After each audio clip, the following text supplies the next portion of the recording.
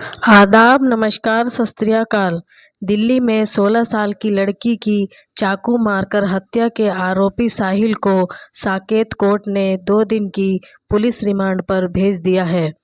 रविवार रात सरेआम साहिल ने चाकू से ताबड़तोड़ वार कर एक किशोरी की हत्या कर दी थी और लोग तमाशा देखते रहे, लेकिन लड़की के सिर पर साहिल ने पत्थर से भी 6 बार वार किए थे, जिसके बाद वो बुलंदशहर में रह रही अपनी बुआ के घर जाकर छिप गया था, जहां से पुलिस ने उसे गिरफ्तार किया। जबकि साहिल ने गिरफ्तारी से बचने के लिए अपना मोबाइल बंद कर दिया था ताकि उसकी लोकेशन का पता ना चल सके, लेकिन साहिल की बुआ के एक कॉल से आरोपी की लोकेशन मिल गई और वह पुलिस के हत्थे चढ़ गया। आइए जानते हैं साक्षी हत्याकांड की पूरी कहानी। पहले आप मेरे चैनल को लाइक, शेयर, सब्सक्राइब कर लें। वहरी उत्तरी दिल्ली के शाहबाद डेरी इलाके में रविवार रात साहिल ने हैवानियत की सारी हदें पार कर एक नाबालिग लड़की साक्षी की चाकू से 40 से अधिक वार कर बेरहमी से हत्या कर दी और साहिल बीच सड़क पर साक्षी पर चाकू से हमले करता रहा। इस दौरान वहां मौजूद कई लोग चुपचाप इस वारदात को देखते रहे। किसी ने भी साहस दिखाकर साक्षी को बचाने का प्रयास नहीं किया। साहिल पर इस कदर खून सवार था कि चाकू मारने के बाद भी उसका दिल नहीं भरा तो उसने एक बड़ा पत्थर उठाकर साक्षी पर हमला किया। बाद में वो लड़की को लात मारकर वहां से फरार हो गया। दिल्ली पुलिस सूत्र ने बताया कि लड़की की हत्या करने के बाद साहिल रिठाला गया और वहां उसने अपने हथियार फेंके। इसके बाद उसने पेशेवर अपराधी की तरह पुलिस को चकमा देने के लिए बुलंदशहर जाने के लिए 2 बसें बदली। वह सोमवार सुबह 4 बजे बुलंदशहर अपनी बुआ के घर पहुंच गया था। हत्या के बाद से ही साहिल का फोन बंद था। उधर सोमवार को हत्याकांड का दिल दहलाने वाला सीसीटीवी फुटेज सामने आया।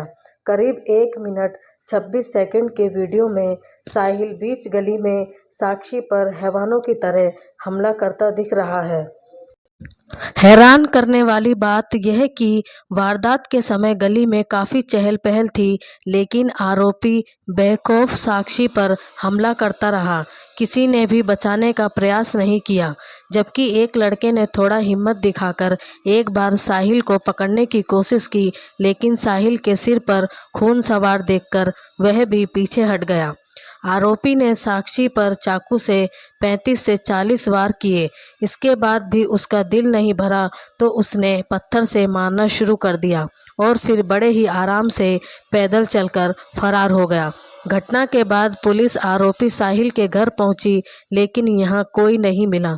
इसके बाद पुलिस ने सर्विलांस की मदद ली और इस बीच साहिल की बुआ ने बुलंदशहर से फ़ोन कर साहिल के पहुंचने की जानकारी उसके पिता को दी।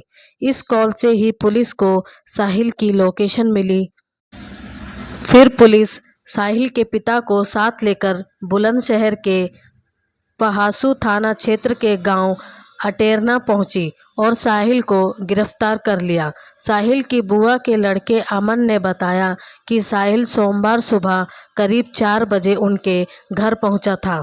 दरवाज़ा खोलने पर जब हमने पूछा कि इतनी सुबह कैसे आना हुआ, तो उसने बताया कि वह पास में ही अपने एक दोस्त के घर आया था, तो वहां से यहां आ गया। अमन ने बताया कि इसके अलावा उसने कोई जानकारी नहीं दी।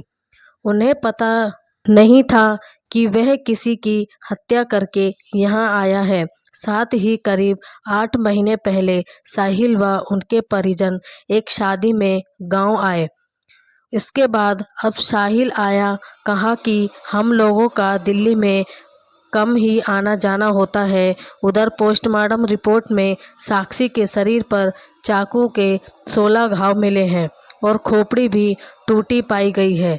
दिल्ली पुलिस की पीआरओ ने बताया कि साहिल और साक्षी 3-4 साल से रिश्ते में थे। साक्षी की ओर से बातचीत बंद करने और पुराने दोस्त से नज़दीकी बढ़ाने पर साहिल नाराज चल रहा था। उसने कई बार साक्षी का पीछा किया था। अब तक की पुलिस की पूछताछ में आरोपी ने बताया है कि साक्षी उसे अलग एक दूसरे लड़के से बातचीत करने लगी थी। जिस लड़के से वो बातचीत कर रही थी उससे साक्षी की पहले से ही दोस्ती थी। साक्षी साहिल से दूर होना चाहती थी, लेकिन साहिल उसे छोड़ना नहीं चाहता था। शनिवार को भी साहिल और साक्षी के बीच लड़ाई हुई थी। इसके बाद साहिल ने साक्षी की हत्या का प्लान बनाया था। पुलिस को पता चला कि साक्षी अपने पिता, मां और छोटे भाई के साथ जेजे कॉलोनी शाहबाद डेरी इलाके में रहती थी। उसने 10वीं कक्षा की परीक्षा दी थी, लेकिन कुछ दिन से वह परिवार से अलग अपनी एक सहेली के पास रहती थी। उसकी दोस्ती उसी इलाके में रहने वाले साहिल से थी। जांच में सामने आया कि आरोपी साहिल शाहबाद डेरी इलाके में परिवार के साथ किराए के घर में रहता था। साहिल के परिवार में 3 बहनें, मां और पिता हैं। पिता मजदूरी करते हैं। साहिल एसी मैकेनिक का काम करता था। रात के समय में साक्षी अपनी एक सहेली नीतू के बेटे के जन्मदिन की पार्टी में जा रही थी। इसी दौरान साहिल ने उसका पीछा किया और एक जगह पर रोक लिया। दोनों के बीच किसी बात पर कहासुनी हुई और साहिल ने उसे चाकू से मारना शुरू कर दिया। साक्षी के माता पिता ने बेटी के हत्यारे साहिल को फांसी दिए जाने की मांग की है। लड़की के पिता ने कहा कि मेरी बेटी की हालत बहुत बुरी थी। मुझे साहिल के बारे में कुछ पता नहीं था। उन दोनों के बीच क्या था?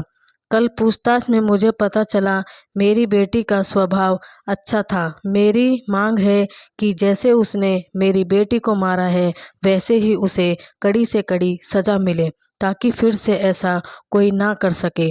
तो ये थी आज की कहानी। इसके बारे में आप क्या कहेंगे कमेंट में लिखकर ज़रूर बताएं और मेरे चैनल को लाइक शेयर सब्सक्राइब कर लें। धन्यवाद।